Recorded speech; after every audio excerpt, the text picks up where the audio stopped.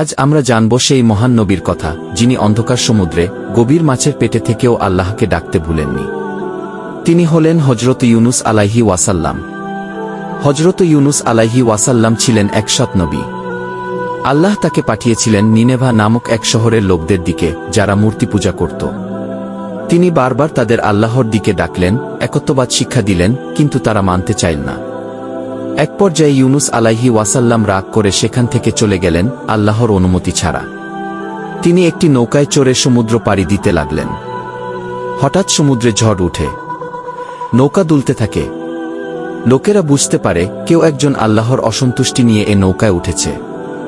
Lottery করা হয়, আর বারবার নাম আসে ইউনুস আলাইহি ওয়াসাল্লামের। অবশেষে তাকে সমুদ্রে ফেলে দেওয়া হয়। সেখানেই ঘটে সেই বিস্ময়কর ঘটনা। ইউনুস আলাইহি ওয়াসাল্লামকে একটি বিশাল মাছ গিলে ফেলে। গভীর সমুদ্র, অন্ধকার রাত, আর মাছের পেট, তিনটি অন্ধকার একসাথে। কিন্তু ইউনুস আলাইহি ওয়াসাল্লাম আল্লাহকে ডাকেন, তুমি ছাড়া কোনো উপাস্য নেই, তুমি পবিত্র, নিশ্চয়ই আমি অন্যায়কারীদের অন্তর্ভুক্ত। আল্লাহ তার দোয়া কবুল করেন, মাছকে আদেশ দেন ইউনুস আলাইহি ওয়াসাল্লামকে তীরে ছুড়ে দিতে। তিনি সুস্থ হয়ে ফিরে আসেন এবং পরবর্তীতে তার জাতি ঈমান আনে।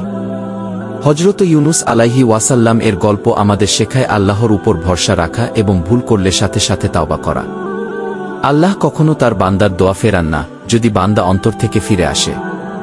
এই গল্প যদি আপনার অন্তর ছুঁয়ে যায়, তাহলে লাইক দিন, বন্ধুদের সঙ্গে শেয়ার করুন এবং ইসলামিক আরও গল্প পেতে চ্যানেলটি সাবস্ক্রাইব করুন।